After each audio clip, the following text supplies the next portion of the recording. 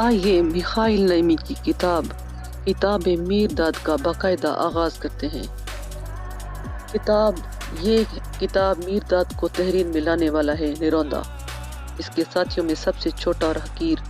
یہ کتاب روشنی کا مینار ہے اور پناہ گاہ ان کے لیے جو مشتاق ہیں خود پر فتح یاب ہونے کے، باقی سب اس سے محتاط رہیں۔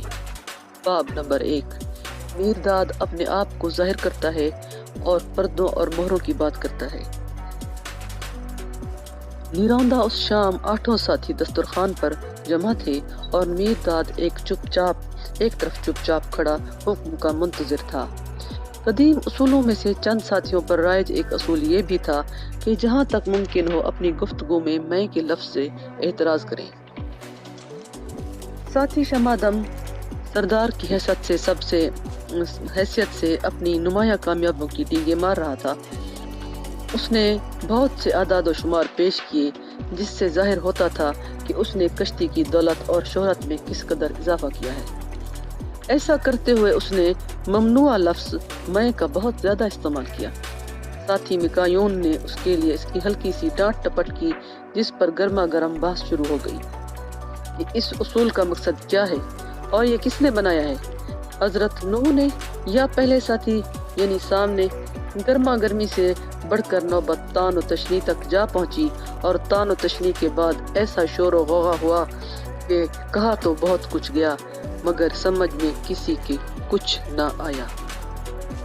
محض اس غرض سے کہ شور و غوغا ہنسی مذاق میں بدل جائے، شمادم نے میرداد کی طرف رخ کیا اور صریحاً اس کی ہنسی اڑانے کی غرض سے کہا، ادھر دیکھو، ہمارے بزرگ سے بھی عظیم ایک شخص یہاں ہے۔ میرداد، ہمیں الفاظ کی اس بھول بھلیاں سے باہر نکلنے کا راستہ دکھا۔ تمہاری تمام آنکھیں میرداد پر مرکوز ہو گئیں اور ہمیں بے حد حیرانی ہوئی اور مسرت بھی جب 7 سالوں میں پہلی مرتبہ اپنے لب کھولے اور ہم سے کہا، میرداد، کشتی کے ساتھیوں، شمادم نے بے شک اپنی خواہشیں اور ازراہ تمسخر ظاہر کی ہے۔ وہ انجانے میں میرداد کے سنجیدہ فیصلے کی پیش گوئی کرتی ہے، کیونکہ میرداد جس روز کشتی میں آیا تھا اسی روز ہی آج کا وقت اور مقام اور یوں ہی حالات اپنی مہریں توڑنے، اپنے پردے اتار پھینکنے اور تمہارے اور دنیا کے روبرو اپنی اصلی صورت میں ظاہر ہونے کے لیے منتخب کر لیے تھے۔ میرداد نے اپنے ہونٹوں پر 7 مہریں لگا رکھی ہیں۔ اس نے اپنا چہرہ 7 پردوں میں ڈھانپ رکھا ہے تاکہ وہ تمہیں اور دنیا کو جب تم تعلیم حاصل کرنے کے قابل ہو جاؤ یہ تعلیم دے سکے کہ کیسے اپنے ہونٹوں سے مہریں توڑی جائیں، اپنی آنکھوں کو کیسے بے نقاب کیا جائے اور اپنے آپ کو خود کے سامنے مکمل جلال میں کس طرح ظاہر کیا جائے۔ تمہاری آنکھیں ضرورت سے زیادہ پردوں سے ڈھکی ہوئی ہیں۔ ہر وہ چیز جس کو تم دیکھتے ہو محض ایک پردہ ہے۔ تمہارے ہونٹوں پر ضرورت سے زیادہ مہریں لگی ہوئی ہیں۔ جو بھی لفظ تم منہ سے نکالتے ہو وہ ایک مہر کے سوا کچھ نہیں۔ تمام اشیاء، ان کی شکلیں اور قسمیں چاہے کچھ بھی ہوں، فقط پردے اور پوتڑے ہیں جن میں زندگی کو لپیٹا اور ڈھانپا جاتا ہے۔ تمہاری آنکھ جو اپنے آپ میں ایک پردہ اور پوتڑا ہے، تمہیں پردوں اور پوتڑوں کے سوا کسی اور شے کے قریب کیسے لا سکتی ہے؟ اور الفاظ، کیا وہ حروف اور اعراب میں مقید اشیاء نہیں ہے؟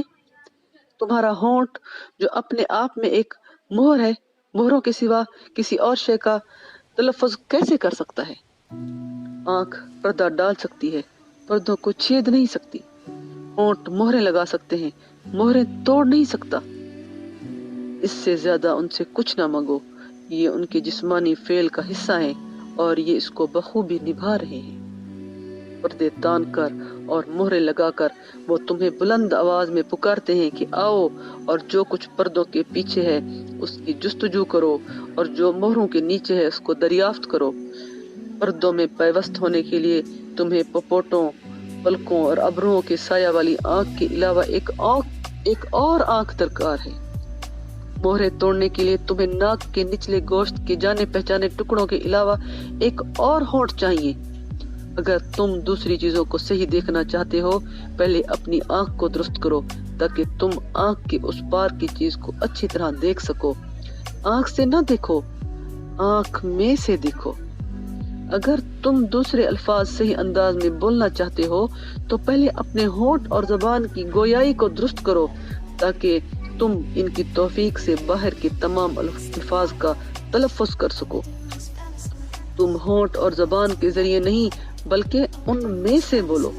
اگر تم صحیح دیکھو گے اور صحیح بولو گے تو تمہیں سوائے اپنے آپ کے اور کچھ بھی نظر نہیں آئے گا، اور اپنے آپ کے سوا کسی اور لفظ کا تلفظ نہیں کرنا چاہیے، کیونکہ تمام چیزوں کے اندر اور تمام چیزوں سے پرے، جیسے تمام کلمات کے اندر اور تمام کلمات سے پار فقط تم ہی ہو، دیکھنے والے اور بولنے والے۔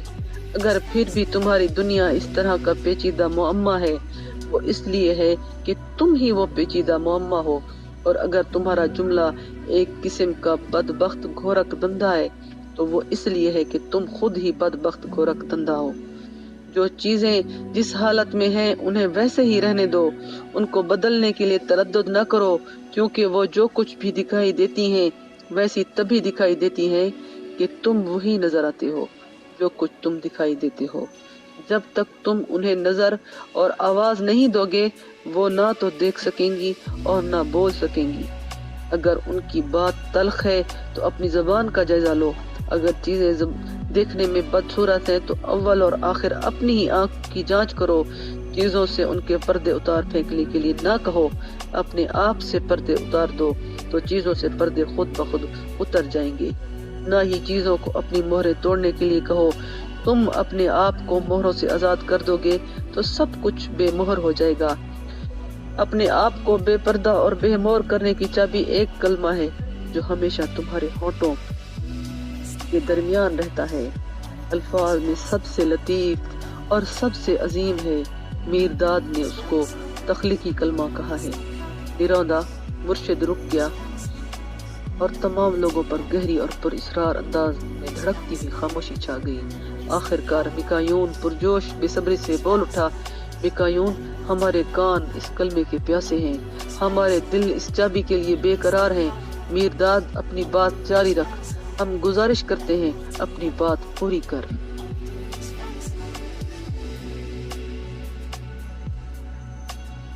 آئیے میخائیل نعیمی کی کتاب میرداد کا باقاعدہ آغاز کرتے ہیں۔ آئیے کتاب میرداد میں باب نمبر 2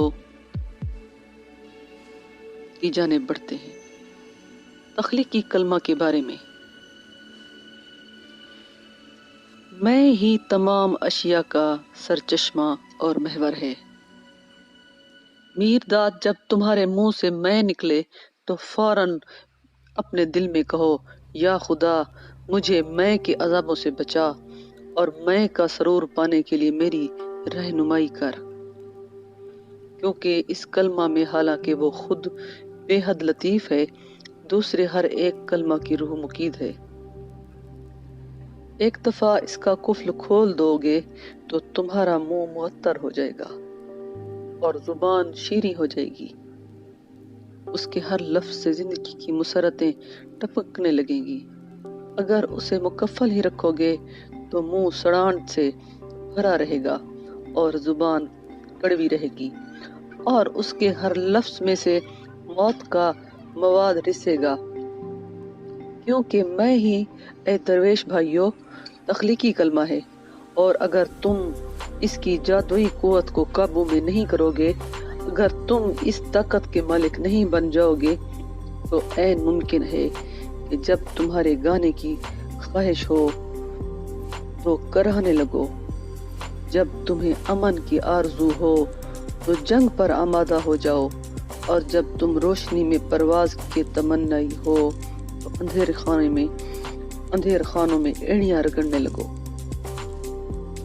تمہاری میں فقط تمہاری موجودگی کی آگاہی ہے، بے آواز اور غیر مجسم، جس کو با آواز اور مجسم کر دیا گیا ہے۔ تمہارے اندر کے اس ناقابل شنید کو قابل شنید بنا دیا گیا ہے۔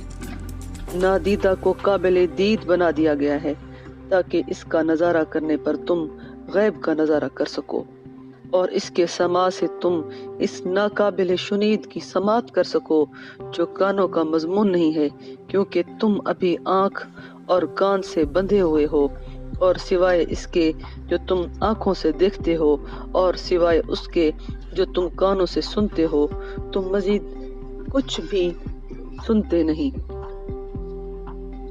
تم صرف میں کے تصور ہی سے اپنے ذہنوں میں اور خیالات کا مچلتا ہوا سمندر پیدا کر دیتے ہو۔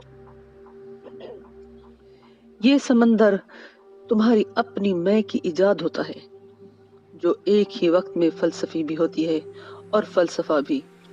اگر تمہارے خیالات ڈستے ہوں، چھرا گھونپتے یا نوچتے ہوں تو سمجھ لو کہ تمہارے اندر کی میں نے ہی انہیں ڈنک، دانت اور ناخن دیے۔ میرداد چاہتا ہے کہ تمہیں یہ بھی معلوم ہو کہ جو دیتا ہے وہ چھین بھی سکتا ہے۔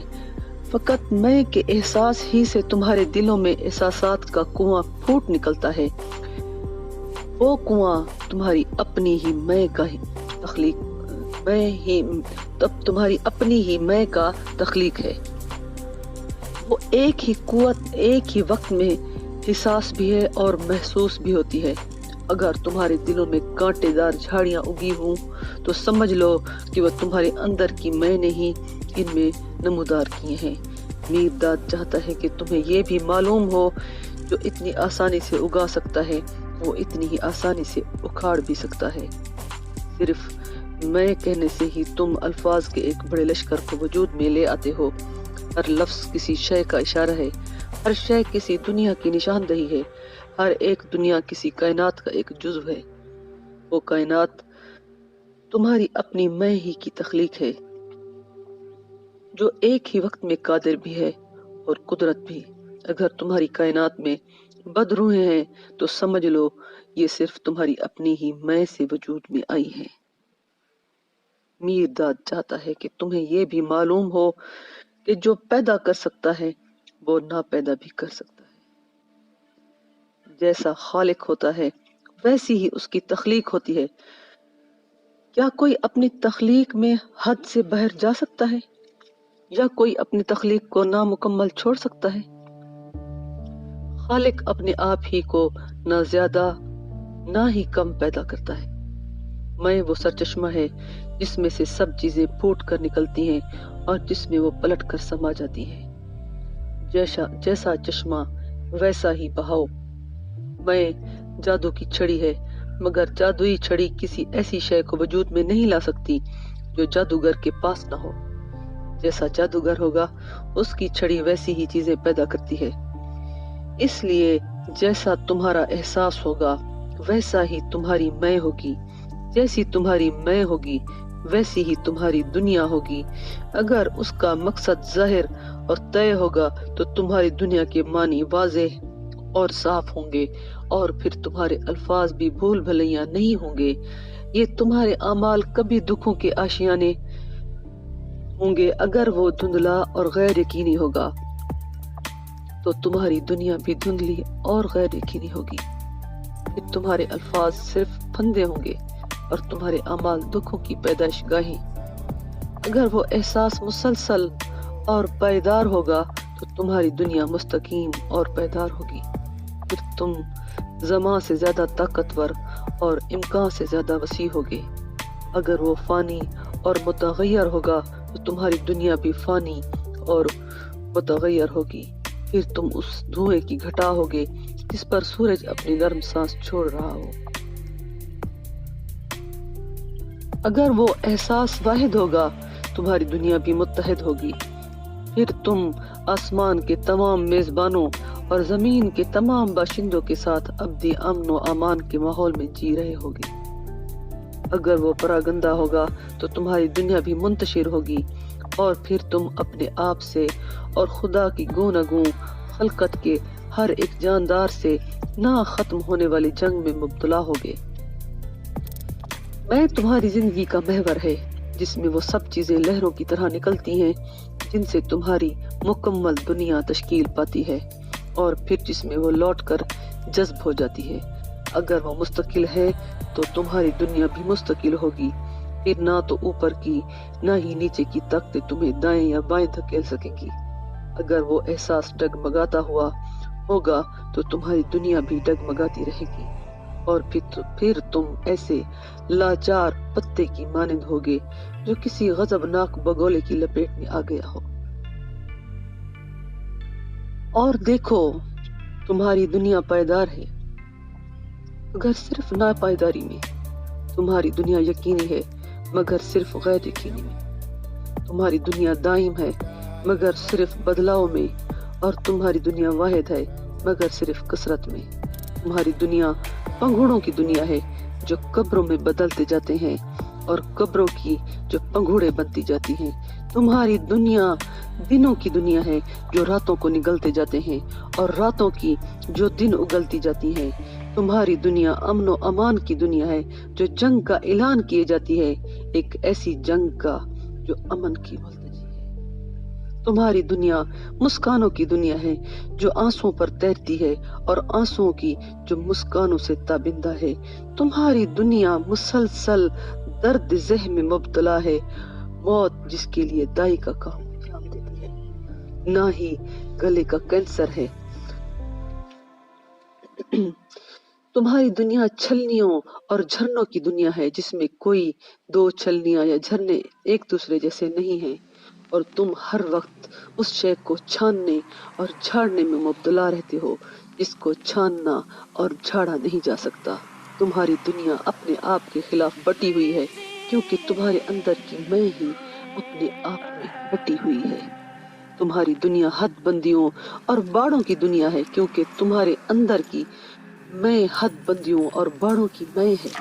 کچھ چیزوں کو یہ اپنے تئیں غیر تصور کر کے باڑ کے ذریعے باہر نکال دیتی ہے، کچھ چیزوں کو یہ خود سے وابستہ مان کر باڑ کے راستہ سے اندر داخل کر لیتی ہے، مگر جو چیزیں باڑ کے باہر ہیں وہ جبراً اندر داخل ہوتی رہتی ہیں، اور جو باڑ کے باہر ہیں وہ باہر جاتی رہتی ہیں، کیونکہ وہ ایک ہی ماں کی تمہاری میں کی اولاد ہونے کے ناطے الگ نہیں ہونا چاہتی، اور تم ان کے مبارک اتحاد پر خوش ہونے کی بجائے الگ نہ کیے جانے والے کو الگ کرنے کی بے سود کوشش میں نئے سرے سے کمر باندھ لیتے ہو۔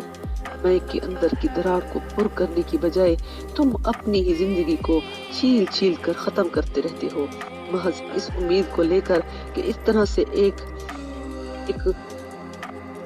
پکچر بنا لو گے جس کو تم یقین کرتے ہوئے ہو تمہاری میں ہی ہے، اور جو تمہارے خیالات میں تمہاری میں سے مختلف ہے، ان دونوں کے بیچ ٹھوک سکو۔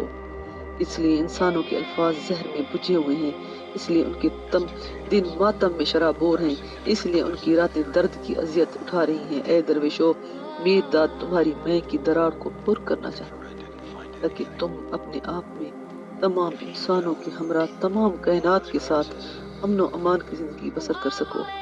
میر داد تمہاری میں کا زہر چوس لینا چاہتا ہے تاکہ تم عرفان کی مٹھاس کا لطف اٹھا سکو۔ میر داد تمہیں سکھانا چاہتا ہے کہ اپنی میں کو کیسے تولا جا سکتا ہے تاکہ تمہیں معلوم ہو کہ مکمل توازن کا سرور کیا ہے۔ روندا مرشد پھر رکا، اور پھر سب پر ایک گہری خاموشی چھا گئی۔ ایک بار پھر میکایون نے یہ کہہ کر خاموشی توڑی، میکایون، میر داد تیرے الفاظ بہت ترسانے والے ہیں، وہ کتنے ہی دروازے کھولتے ہیں مگر ہمیں دہلیز پہ چھوڑ جاتے ہیں۔ ہمیں اس طرف جانے کا راستہ دکھا، اندر جانے کے لیے ہماری رہنمائی۔